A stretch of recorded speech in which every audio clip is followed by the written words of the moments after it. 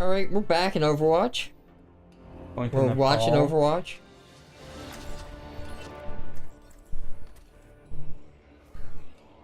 Memory serves, I think Nepal is one of those King of the Hill map.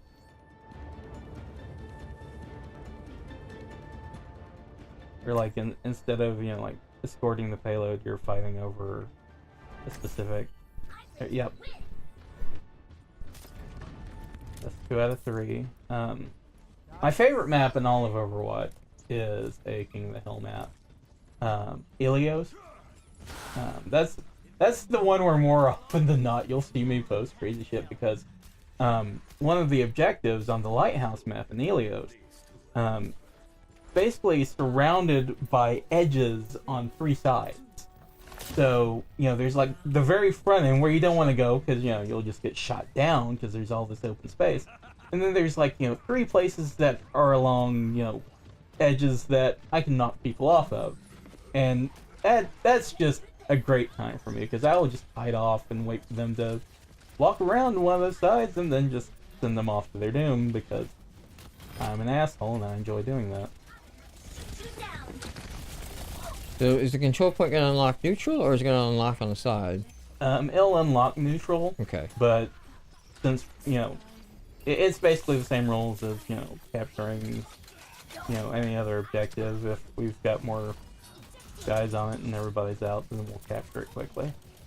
This objective has my name written all over it. Zero Suit D.va has a bit of a different strategy than just regular tank D.va. It's more about just trying to stay alive until you can get another suit.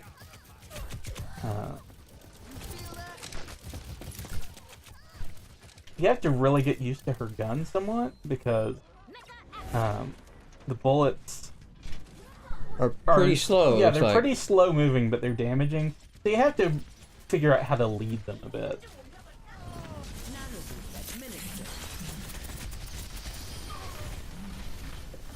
He's down. I need healing. The new addition to Overwatch. Your fucking little fleet grenades. Oh. Oh. Oh. Pulled it out. That is a weird thing about this game. I didn't see that coming. Now, to be fair, you were going over the edge because you tried to shove the other D.va off. Yes, that Okay. is true. But when you eject, you can control your angle of Ejection? Yeah, ejection.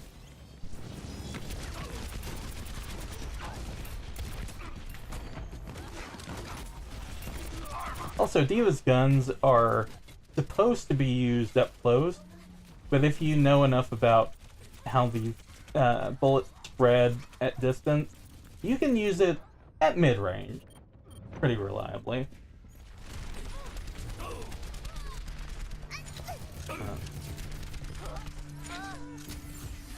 Like, the best thing with D.va though is if you can get up close and get headshots, because then you're just doing a ridiculous amount of damage in a short period.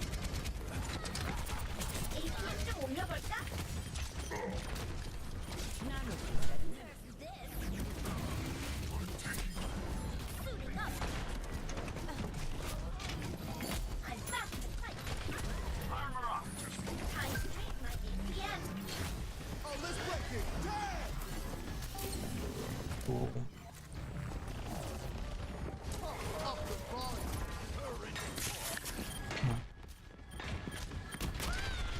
Not sure if I want to go headhunting just yet, because D.va at her absolute best is sort of as this solo headhunter.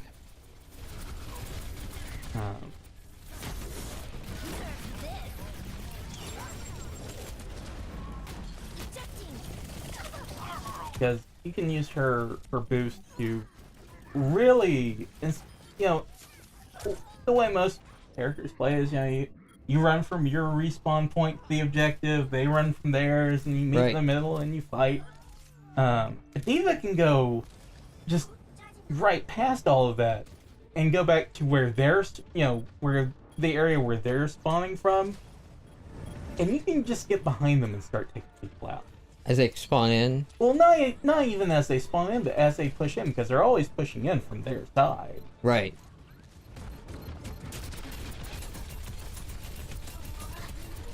In case you're wondering, there's a lot of D.va versus D.va happening. There's a whole D.va versus D.va metagame going on here. I've been slowly trying to keep score on. I don't think either D.va has really scored a kill. I think you've been interrupted every time. no, I got one of them. Oh, Anna gave me her ultimate, which boosts me up, turns me into a badass. See that 3 full damage. Everybody, this is one of the annoying parts of Overwatch, is at the end of the match you start seeing everybody start dropping ultimates.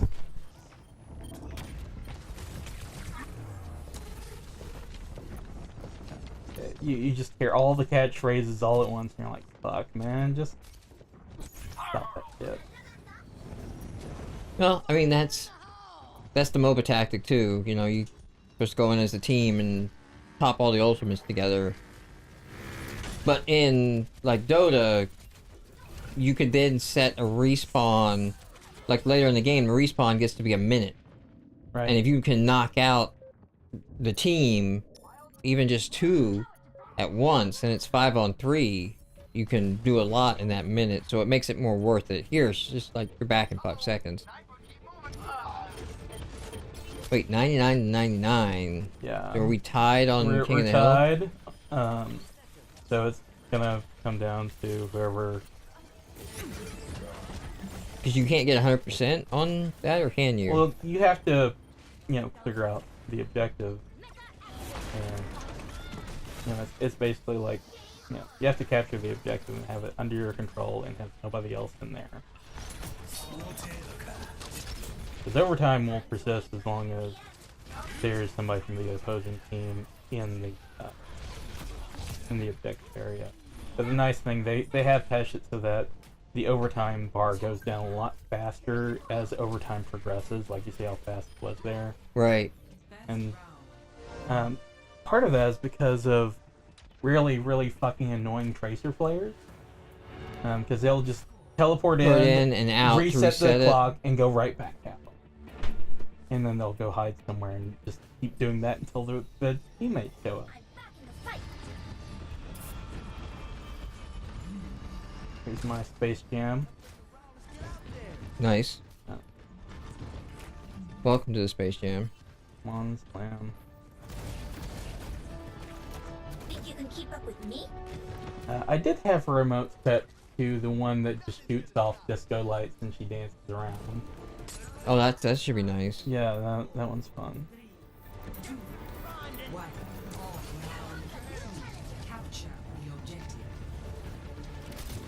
So the mobility that she has, is that like a D.va ability, or are there other players that can just vault like you do over shit? That is one of her trademark abilities. Okay. Like, there are other characters that do have,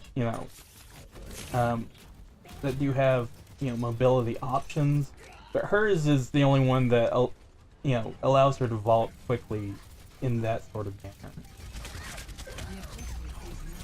Like, Reaper can teleport. God damn, John, Genji you and- lived far longer than you deserve to as Zero Suit then. That's Just saying. how I There roll, was man. 3-on-1 in there that you ran into. Dude,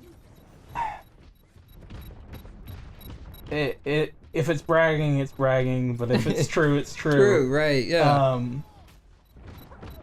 I run into 3-on-1s so fucking often. I don't usually survive them, but every once in a while I will, because I'm just so fucking used to doing it. That's true. You're not gonna get good at it by standing back. Well, also, these are all objective based. So Right, so you're also slowing down a timer Yes. on... you are slowing down the timer. You are, you're keeping the other team honest, and that's why I always get angry with, people who are afraid of dying in this game and don't get on the objective. It's like, listen, man, nobody cares about your kill death ratio. What we care about is getting the damn objective.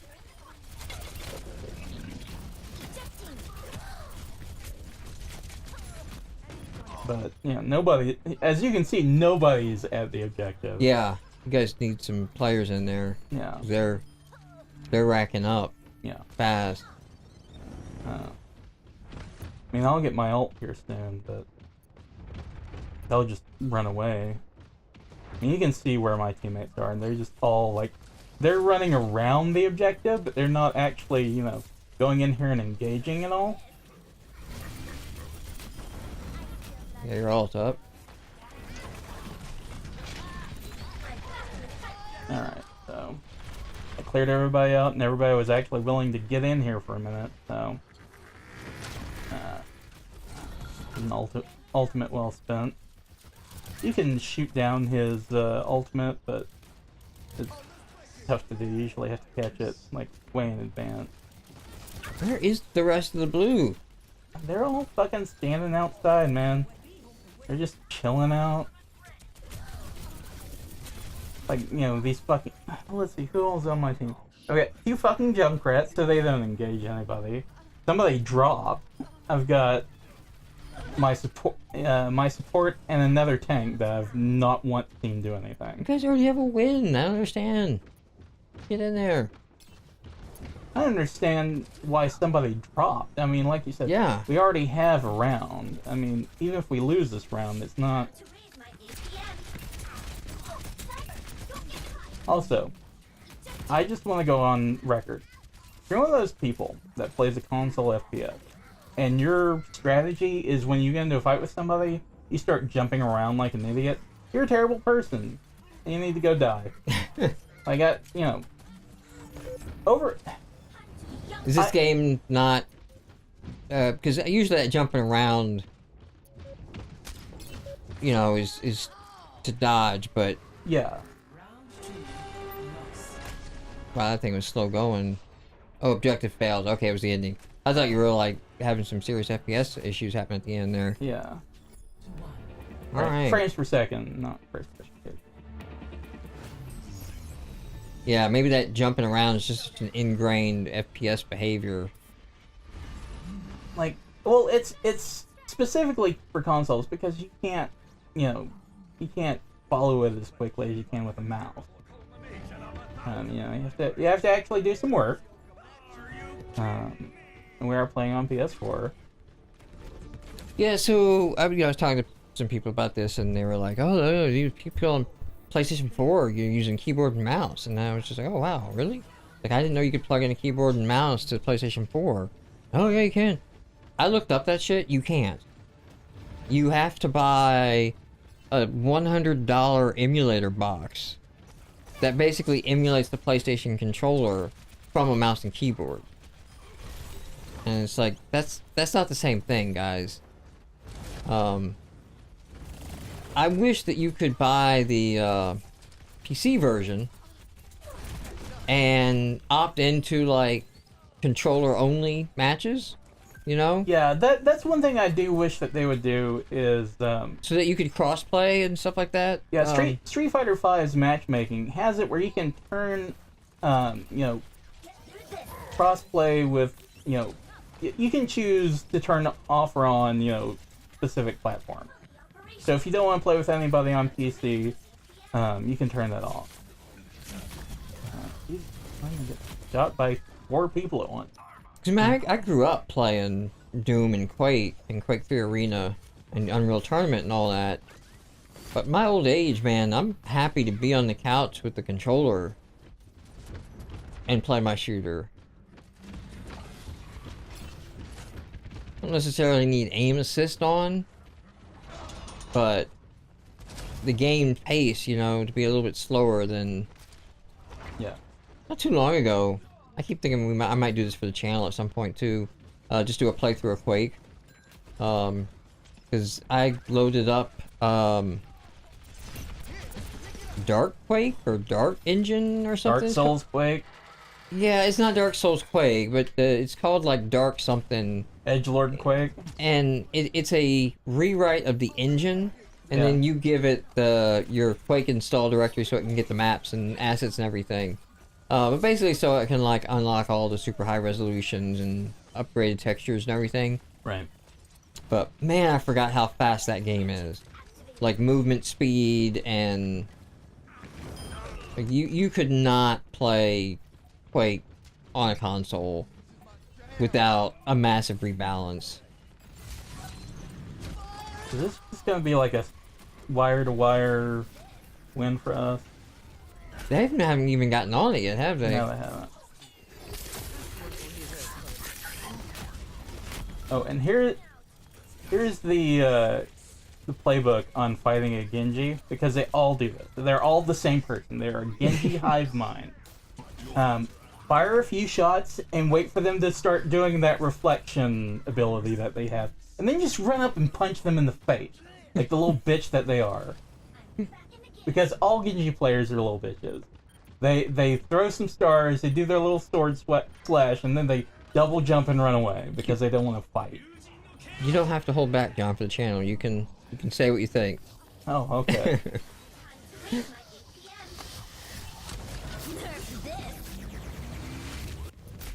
What's the vertical range on that? Like you said that up high. Yeah, it's wherever her boosters will reach.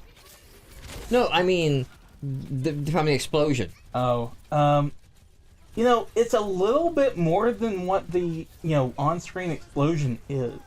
Okay. Because I think I actually sent this play of the game on somewhere. There is one where you can kind of see everybody dying all at once. But the actual sphere doesn't touch them; they're just below it.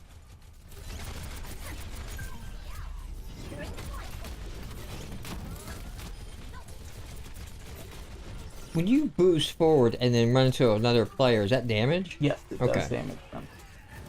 I was a little too good with that. Yeah. I didn't break, but But you got them. yeah. Well, the problem is, I mean, it doesn't matter. You guys only need 1%. One thing that changed when they did the D.va buff is that they actually did increase the amount of time before you could actually cancel her boost. Before you could just like start it and stop it, no problem. Oh, okay. Yeah, I see what you're talking about. So every once in a while, I'll catch myself napping on remembering that, and the resulting effect is that I'll do something stupid like that. How do we do? Okay, that's not terrible. What's the blue? On fire. Like if you do stuff around the objective or get kills and do stuff without dying, your little on fire meter there at the very bottom, Okay. below their health, will start to fill up. And that's something that the game will track in the post game cards. Like there's one that's MVP and it'll say a certain percentage of the match on fire. All right. So we'll come back next episode with more Overwatch.